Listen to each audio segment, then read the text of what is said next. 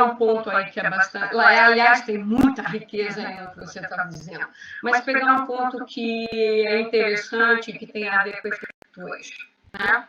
Que é como vocês acabaram distribuindo funções e papéis que tinham a ver mais com o que cada um de vocês era ou a facilidade que vocês tinham para determinadas funções. Como é que foi essa distribuição de papéis? Surgiu naturalmente ou vocês conseguiram realmente identificar quem era cada um de vocês, o que vocês sabiam fazer melhor? Como é que foi isso?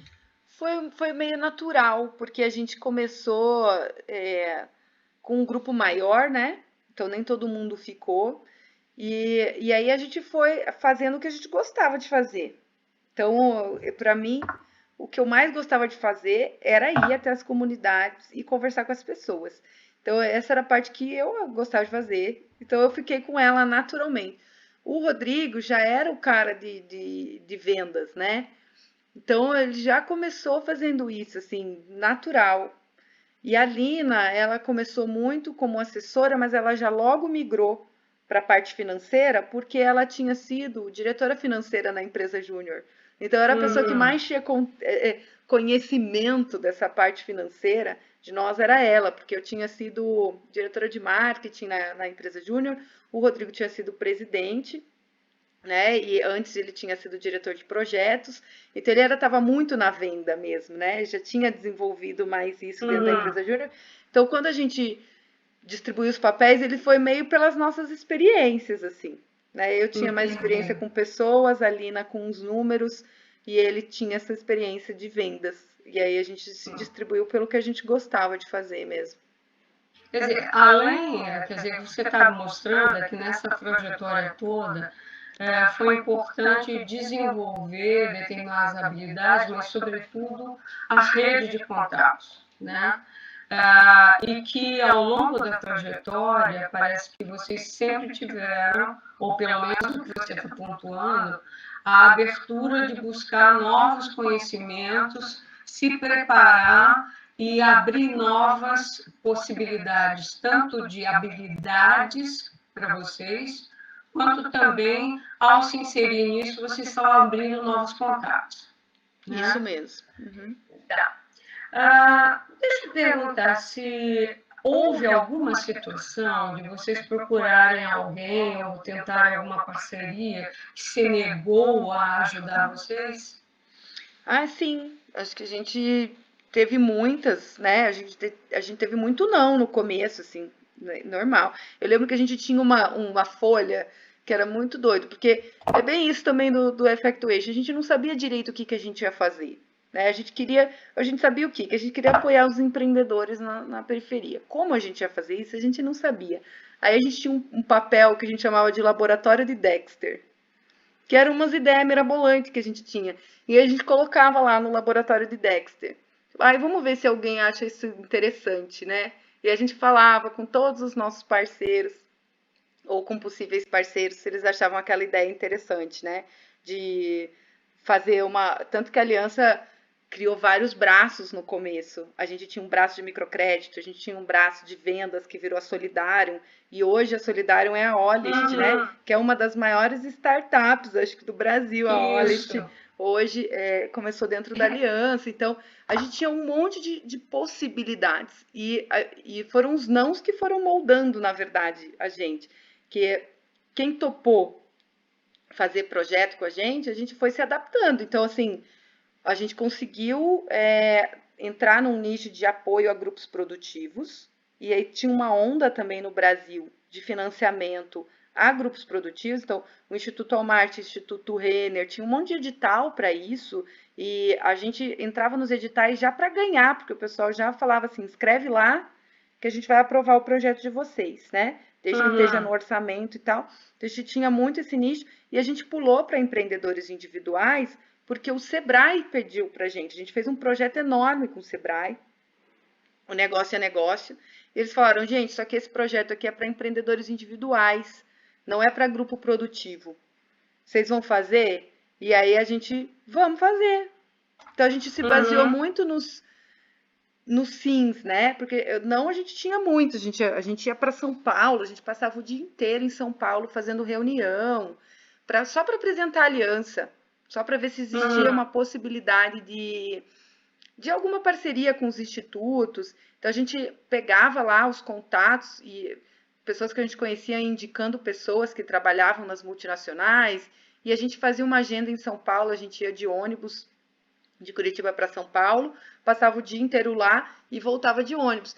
E esse dia era um dia inteiro de não, assim, da gente apresentar a aliança e eles, que bonitinhos, né, vocês, tipo, bochechudo ainda, né, umas crianças lá, que bonitinhos vocês, mas a gente não tem orçamento, e às vezes dava boa, assim, manda uma proposta então, né, mandem uma proposta pra gente. O Santander foi assim, né, que na verdade era desde lá do ABN, que virou Real, que depois virou Santander. Então a gente lá, desde o ABN, que a gente começou a fazer isso, então mandem uma proposta pra gente, a gente manda a proposta, aprova a proposta.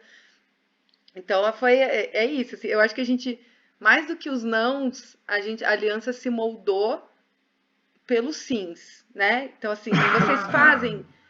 eu queria, que nem o Alphaville. Vocês vêm para São Paulo para fazer o mesmo trabalho que vocês estão fazendo com as cooperativas de catadores aqui? Vamos! A gente não tinha nem metodologia sistematizada ainda, mas a gente se vira, a gente vai sistematizar então e a gente vai, né?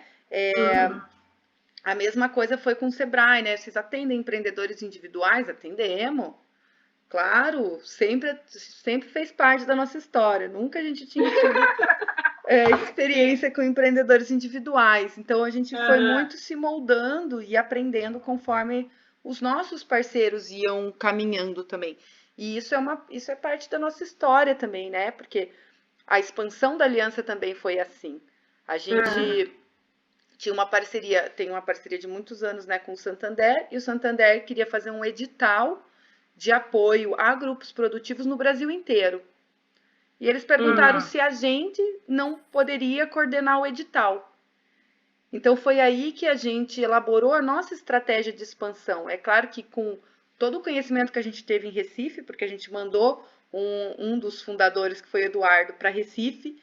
O Eduardo levou assim mais de um ano para entender Recife, para entender aquela realidade de Recife, né? Então quando o Santander veio com a gente com a proposta da aliança apoiar grupos produtivos no Brasil inteiro, a gente falou, olha, a gente não vai ter como a aliança abrir escritórios em 5 lugares, porque assim, a gente levou mais de um ano para entender como é que funciona Recife, não tem como. A gente é do Sul, né? Não dá pra gente achar que entende de todas as realidades do Brasil, a gente não entende. O que a gente pode fazer é fazer parcerias com organizações locais. E aí eles toparam. Então, assim, a partir da ideia deles, a gente sistematizou também o nosso processo de expansão. Então, aí a gente lançou em conjunto um edital para 5 organizações. A aliança coordenou todo esse edital. A gente recebeu as inscrições, a gente selecionou as 5. A gente treinou essas 5 organizações na metodologia e acompanhou essas organizações na aplicação delas, né? No dia a dia. Então, a gente fazia visitas, fazia calls semanais para saber como é que estava sendo a aplicação da metodologia lá na ponta. E isso foi a partir de uma oportunidade que o Santander passou para a gente. Então, a gente foi se moldando, né? Bem coxa de retalhos mesmo, conforme as oportunidades foram aparecendo para a gente. Então, se você pudesse resumir, como é que vocês lidaram com os nãos e também o que aconteceu com essas oportunidades que eram abertas para as quais vocês não estavam preparados? O que vocês faziam para enfrentar esses novos desafios? Então, eu acho que assim, como a gente lidava com não, era assim, a gente sempre lidou super bem com eles, né? Que faz parte da jornada. Então, a gente não esperava que a gente fosse receber muitos sims. A gente estava começando, muito novo, e a gente tinha noção disso, né? De que a gente ia receber não. Então, isso nunca abalou a gente. Mas as oportunidades é que foram chave, eu acho, pro que a Aliança é hoje. Que é essa flexibilidade que a gente tinha de adaptar e criar coisas a partir do que o parceiro estava querendo da gente. Então, a gente recebia um desafio, então a nossa ímpeto sempre era falar, a gente vai fazer. Acho que teve pouquíssimos projetos que a gente disse que a gente não ia fazer, né? Que vieram de parceiros, assim, que vieram de oportunidades que trouxeram pra gente. Então, eu acho que como que a gente se preparava? A gente trabalhava nos nossos planejamentos que a gente ia ter que estudar e a gente ia ter que criar coisas a partir do que a gente estava recebendo de oportunidade. Então, isso está no DNA da aliança. Mais do que a gente ter o nosso jeito de fazer, é a gente criar novos jeitos, né? Então, a gente é um grande expert em atender empreendedores de periferia, mas eu criei já metodologia para a Natura, eu criei uma metodologia... A gente tem as nossas metodologias próprias, mas não é o nosso pacote de vendas. O que mais diferencia a aliança das outras organizações é que a gente se adapta ao que o parceiro quer, então a gente cria coisas novas. Então, isso foi fundamental para a aliança ser o que é e a gente ter o Tamo Junto. O Tamo Junto também, que é a plataforma que a gente tem conteúdo online, né? Ela veio também de uma oportunidade. Dificilmente a gente investia em algo que não tinha um parceiro já querendo bancar aquilo com a gente. Então, assim, a gente achava boas ideias e, assim, sempre tinha alguém financiando essa nova coisa que a gente estava fazendo. Então, o Tamo Junto, por exemplo, foi através de uma parceria com o Caldeirão do Hulk. Por quê? Porque o Caldeirão do Hulk chamou a gente para fazer o quadro Mandando Bem. A partir da demanda que surgiu a partir desse quadro, a gente viu que a gente tinha que fazer um site, porque a gente não tinha como atender empreendedores presencialmente no Brasil inteiro, né? Mas a gente tinha como ter um site. E aí, com essa demanda, a gente conseguiu um recurso do CAF, na época. CAF é o quê? É um banco, o CAF América é um banco. Sim. E aí eles tinham um edital, a gente conversou com eles também por contatos que a gente tinha, se tinha a ver, olha, a gente está tendo muita demanda, assim, tem chance, né? Tem chance, escrevam pra gente. Aí a gente escreveu o projeto para eles e a gente aprovou, mas foi a partir dessa demanda já, que a gente já tinha de empreendedores, né? E aí eles financiaram essa iniciativa, esse braço da aliança. Então a gente foi se moldando muito com o que ia. Interessante. Isso que você me trouxe eu podia explorar de diversas formas. Mas deixa eu captar esse ponto que você disse. Olha, existiram algumas demandas que surgiram para nós que nós não topamos. Nós dissemos não. Como é que vocês separaram isso? Essa demanda nós vamos topar e essas outras nós vamos, a despeito da gente não ter nada ainda preparado para elas?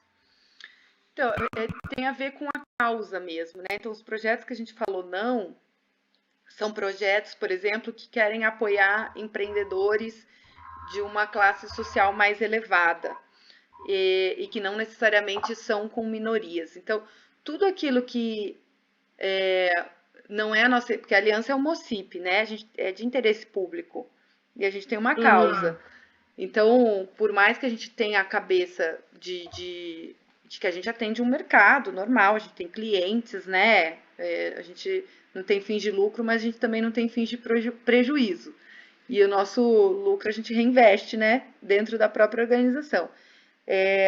A gente tem que ter coerência naquilo que a gente está fazendo. Então, a gente tem um público que é o empreendedor da periferia, ou pessoas que possam mudar a cadeia de valor em que esse empreendedor está inserido. Então, se o projeto que vem para a gente não vai mudar nada na vida desse empreendedor e não é para esse empreendedor, não faz sentido a gente fazer. E aí, e muitas vezes a gente também conseguiu mudar a cabeça dos parceiros. A maior parte a gente consegue mudar a cabeça do parceiro, né? Que ele vem com uma ideia e a gente como já está enfiado, né, nisso, a gente está indo no nosso sangue, né, o que esse empreendedor precisa, enfim, a gente consegue mudar a cabeça do empreendedor. Eu lembro da Volkswagen, que a Volkswagen queria muito um projeto em torno da fábrica, que fosse para fomentar a cooperativa de costura e não sei o que, nananã. E eles tinham muito essa ideia fixa na cabeça e a gente conseguiu mudar, né? Então, assim, a gente falou para eles, olha, a projeto assim a gente não faz, né? A gente não vai lá fomentar uma demanda que não existe, né? Mas a gente pode trabalhar com os empreendedores que estão ao redor da fábrica, os empreendedores que já estão lá. E se existir já uma iniciativa de uma cooperativa ou um grupo produtivo, a gente pode apoiar esse grupo, mas a gente não vai fomentar a criação de um grupo lá, se ele já não existe, né? E aí eles mudaram, né, de ideia e a gente tem parceria com a Volkswagen até hoje. Porque a gente conseguiu mudar a ideia deles do trabalho que eles queriam fazer ali, né? Enfim, do impacto que eles iam ter. Mas teve alguns parceiros que a gente não conseguiu de jeito nenhum. Então, por exemplo, o Serasa Experian, a gente teve muitos anos de parceria com a Serasa Experian e no ano passado eles queriam fazer uma premiação só para empreendedores formalizados e a gente falou, não faz sentido pra gente. Né? Não faz sentido ser aliança. Eles, não, mas faz muito sentido, porque vocês são super profissionais, porque vocês vão fazer a entrega. A gente, pois é, a gente vai fazer a entrega, mas a gente não atende empreendedores formais só. O nosso foco é nos informais. Então, assim, se vocês não vão incluir eles, não faz sentido pra gente. Isso deixa, assim, muito claro que a definição da missão para vocês é o grande norteador e que ajuda realmente a vocês se posicionar e dizer sim, não, etc. E, por outro lado, quando você está falando aí por exemplo, desses desafios novos, a Volkswagen chega e diz para vocês, olha, eu quero tal coisa, vocês conseguem mudar a cabeça deles e dizer, nós vamos trabalhar nessa periferia, que a gente não conhece. A gente nunca esteve lá. Como é que vocês começam um trabalho num local novo como esse? A gente começa formando uma rede de contatos nesse local. Então, a gente contrata alguém da comunidade, normalmente, alguém que já está lá, ou alguma organização que já está lá há muito tempo, para poder fazer a mobilização ou poder fazer o diagnóstico local. Então, é sempre alguém de lá, porque a gente sabe que a gente nunca vai ter acesso às mesmas informações do que alguém que está lá há muito tempo, né? Então, a gente começa assim, formando a rede de contatos com pessoas referência, organizações que são referência, e aí a gente vai conversar com essas organizações e aí a gente começa ou por um diagnóstico ou então, assim, por uma mobilização já de empreendedores locais, né? Que é alguém que já conhece os empreendedores da região e aí chama esses empreendedores para capacitação. Tá bom. Então, deixa eu perguntar para você, ao longo da trajetória da Aliança Empreendedora, houve mudanças na ideia inicial? Quais mudanças e por quê? Então, houve sim, a gente, como eu falei lá no começo, a gente começou trabalhando só com grupos produtivos, né? A gente tinha um trabalho super forte com catadores, né, de materiais recicláveis e cooperativas de costura, enfim. E aí, em 2008, a gente teve essa mudança aí por causa dessa oportunidade do Sebrae, do projeto Negócio é Negócio. E aí a gente fez essa mudança metodológica, né? O que a gente fez? Primeiro, a gente adaptou a metodologia da escalada empreendedora, que era a metodologia de grupos produtivos, para empreendedores individuais, e daí deu muito errado. Deu muito errado, a gente teve uma evasão. Você pode comentar o que deu errado? Deu errado, a gente deu tão errado que a gente não sabia nem por onde começar, assim. A gente teve uma evasão enorme, né, das turmas, mais de 50% de evasão, a satisfação dos empreendedores, mas que assim, eles não traziam depoimentos como o pessoal dos grupos produtivos traziam, né, os depoimentos. Então a gente falou, a gente está fazendo alguma coisa muito errada aqui. E foi aí que a gente foi estudar mais, né, sobre empreendedorismo, porque a gente era muito tradicional, muito causal, né? Até então, a gente trabalhava muito dentro ali do Kotler, da cartilhinha do Kotler, né? Com os empreendedores, junto com o desenvolvimento. E o que funcionava muito? A gente ficava, gente, mas por que dá certo com o grupo produtivo, mas não dá certo com o empreendedor individual? Mas a diferença estava, na verdade, no desenvolvimento do grupo, né? Enquanto, quando eu trabalhava no coletivo, e eu trabalho o desenvolvimento do comportamento em grupo, ou seja, o conhecimento de dinâmica do grupo, era o fundamental. Não era a teoria em si que fazia diferença. Então a gente chegou a essa conclusão, que o nosso trabalho com o grupo produtivo, o que funcionava com eles, não era a teoria, que era a ponta do iceberg, era tudo que tinha por baixo ali, que era o desenvolvimento daquele grupo enquanto grupo, né? E com os empreendedores individuais, eles têm pressa, eles têm outra velocidade, eles têm outras necessidades, né? Mais do que se entender enquanto grupo, se entender enquanto empreendimento coletivo, qual que é o papel de cada um, como fazer as regras desse grupo funcionar, nananã. Ele quer saber o que ele faz amanhã, né? Então, plano de negócios não fazia sentido nenhum para eles, e eles falavam isso pra gente. Isso é muito legal, é super legal. Mas eu não vou usar. E a gente ficava, mas é super importante vocês terem, não sei o quê. E a gente parou de bater, de dar murro em ponta de faca. Ele falou assim, cara, eles têm razão, eles estão falando pra gente que não funciona. Se eles estão falando pra gente, alguém já deve ter estudado isso. E aí foi que a gente chegou no Effectuation.